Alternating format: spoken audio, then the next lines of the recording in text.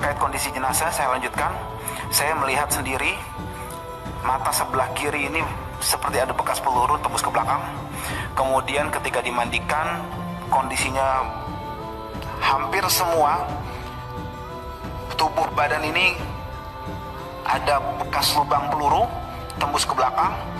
Ada satu juga di kepala belakang telinga tembus ke sini, artinya dia dari samping. Kemudian ada yang bekas luka bakar semacam disiksa di belakang. Kemudian ada juga yang terkelupas seperti terseret atau dikelupas gitu kulitnya. Sangat memilukan fisiknya ya seperti itu. Tapi nanti dokumentasinya sudah kita siapkan.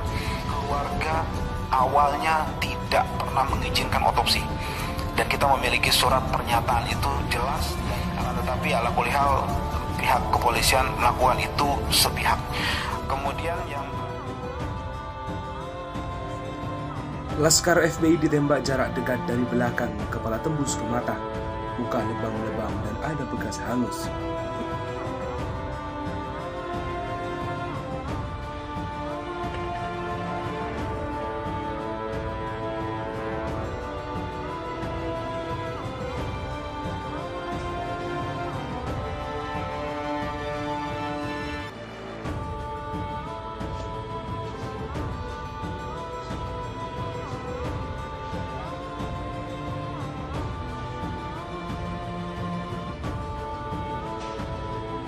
Subhanallah, itu seperti ditembak jarak dekat, karena saya tidak ikut memandikan, karena memang kan kalau dalam Islam memandikan kalau misal laki-laki dengan laki-laki, dan itu kebetulan ayah saya yang ikut memandikan. Ayah saya cerita sambil berderai air matanya, sambil Allah, ini benar-benar luka tembak tuh di dada ada 3, di punggung itu luka robek seperti diseret. Di jidat ini ada biru seperti dihantam senjata api, yang belakangnya saya kan nggak tahu ya jenis senjata itu seperti apa. Di belakangnya ini biru, tapi alhamdulillahnya muka adik saya itu bersih karena mungkin tidak dipukul di muka, hanya dihantam di badannya 3, di belakangnya itu robek, sampai dikafankan pun darahnya masih mengucur. Subhanallah, itu buat kami sangat luar biasa ya. Itu benar-benar seperti pembantaian yang berarti kan seperti tidak ada perlawanan di sana. Jadi seperti yang diberitakan itu kan bohong. Itu yang membuat kami, ya Allah, ini pembunuhan terhadap nyawa manusia adalah bentuk kejahatan yang paling besar dengan alasan apapun. Hal ini telah menimpa 6 orang anak-anak muda pengawal Habibana Muhammad Rizik bin Syihab. Mereka adalah korban kebiadaban. Maka dengan ini kami atas nama saudara-saudara kami sesama muslim menuntut kepada pemerintah agar segera membentuk tim pencari fakta yang sejujur-jujurnya dan seadil-adilnya, serta mengadili para pelaku tersebut dengan hukum yang setegak-tegaknya. Buat kami, ini adalah pelanggaran kemanusiaan yang amat besar, bisa menimpa siapa saja. Kami yang hadir di sini bukan FPI, bukan pengurus organisasi manapun, tapi kami mengutuk keras tindakan biadab tersebut. Oleh karena itu sekali lagi, kepada pemerintahan Bapak Jokowi untuk membentuk tim pencari fakta seadil-adilnya, dan segera mencopot posisi Kapolda Metro Jaya dan Kapolri Idham Aziz. Karena hari ini adalah perbuatan yang amat biadab yang terjadi di negara Indonesia. Nyawa tidak boleh hilang, kemanusiaan harus tetap tegak. Demikian pernyataan kami di Tasikmalaya. Kami sampaikan atas dasar cinta kami kepada tanah air, cinta kami kepada Polri, agar Polri kembali baik institusinya. Maka lakukan penyelidikan, pencarian fakta yang sejujur-jujurnya. Atas nama umat Islam Tasikmalaya sekali kami menuntut dengan tegas kepada pemerintah.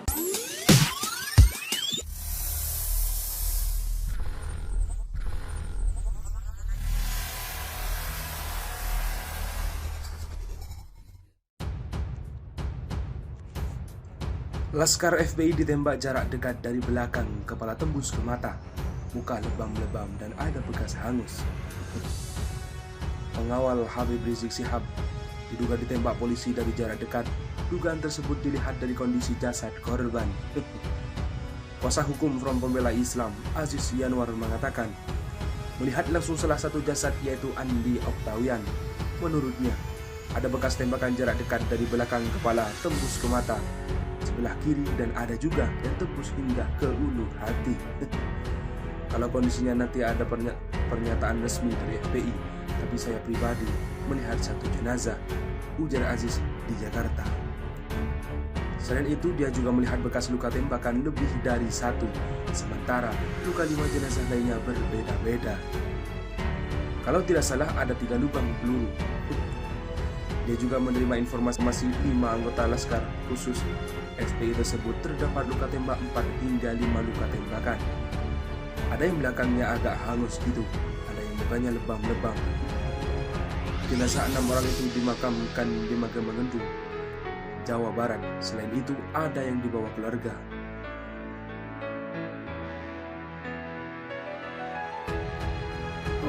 Tumben sekali itu memang beda.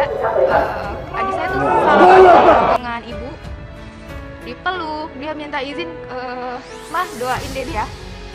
Itu tumben banget. Biasanya dia nggak mau dipeluk karena mungkin udah gede merasa malu. Dan akhirnya, oh ya udah mau kemana? Mau ngawal Habib ke Megamendung. Di hari Minggu itu saya lupa Sabtu malam Minggu atau Minggu malam Senin itu sempat video call dengan kami, dan itu sehat, dia senyum, lagi ngapain, udah makan atau belum. Lalu ketika di hari Seninnya tiba-tiba ada tim Laskar datang ke rumah. Kebetulan di handphone ada notifikasi berita, saya baca, saya langsung kepikiran adik saya teleponin, terus saya WA-in, terus kok nggak ada kabar, ini kemana? Dan itu berita masih simpang siur, kami tidak tahu kebenarannya itu seperti apa. Dan untuk dibilang lukanya itu subhanallah itu seperti ditembak jarak dekat, karena saya tidak ikut memandikan, karena memang kan kalau dalam Islam memandikan kalau misal laki-laki dengan laki-laki, dan itu kebetulan ayah saya yang akan memandikan.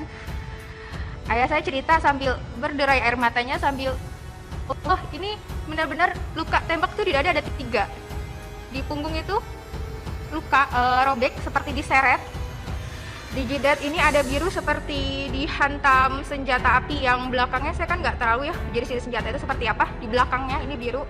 Tapi alhamdulillahnya muka adik saya itu bersih karena mungkin tidak dipukul di muka, hanya dihantam di badannya 3, di belakangnya itu robek, sampai dikafankan pun darahnya masih mengucur. Subhanallah, itu buat kami sangat luar biasa ya. Itu benar-benar seperti pembantaian yang berarti kan seperti tidak ada perlawanan di sana. Jadi seperti yang diberitakan itu kan bohong. Itu yang membuat kami, ya Allah, ini saya udah nggak bisa berkata-kata lagi. Gitu aja, Bu? Ya.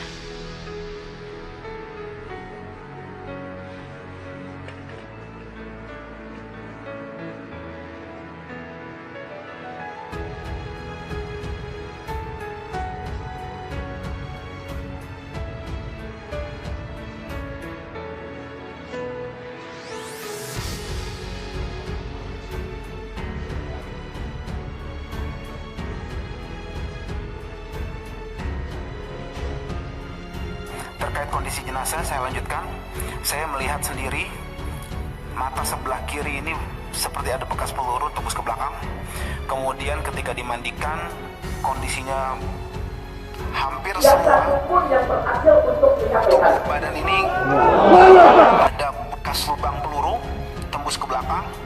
Ada satu juga di kepala belakang telinga tembus ke sini, artinya dia dari samping.